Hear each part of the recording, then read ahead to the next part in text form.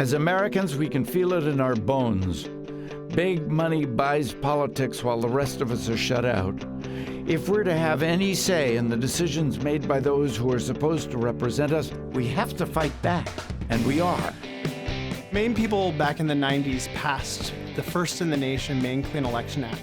And it worked really well for a number of years, but unfortunately after some Supreme Court rulings, the law was weakened. So Mainers rolled up their sleeves, over 1,000 volunteers collected signatures from 80,000 people in the state to put question 1 on the ballot.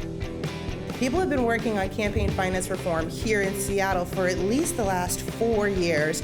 We're done with shady deals, we're done with attempts at extortion, we're just done with it. It's a matter of actually getting involved and believing that change can happen.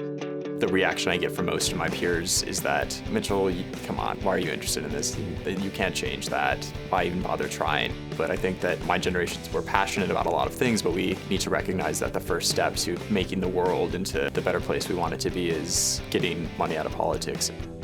I've enjoyed getting to work with people who have huge political experience and some of the folks who are coming in being an activist for the first time in their lives. We've had people who don't agree on any other issue but can find common ground on this. So they went to work, phone banking, knocking on doors, talking to voters one by one to let them know that if they fix things in their own communities, it would send a message to the country.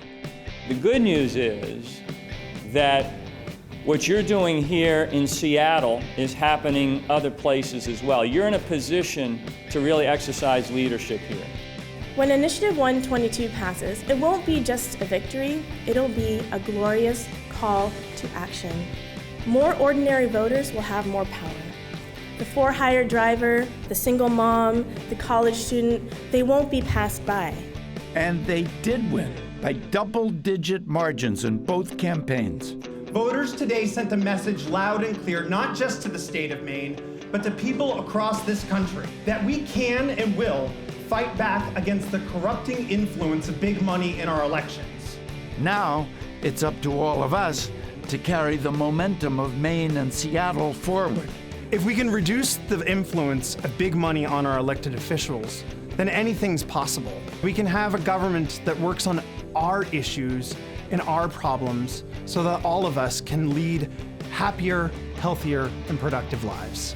I'm excited to see more candidates getting to use Clean Elections, so I'm looking forward to working on outreach to people thinking about running for office at different levels. Well, the first and most important thing you can do is win here, as I mentioned, because if you win here,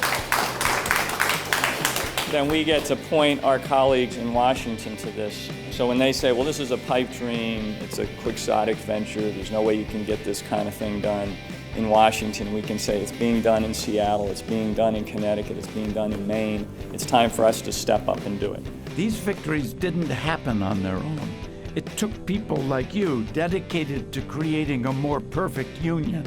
Maine and Seattle lit the spark. Now it's your turn. Help us spread the word and the momentum. We can and will keep fighting until every voice is heard in our democracy.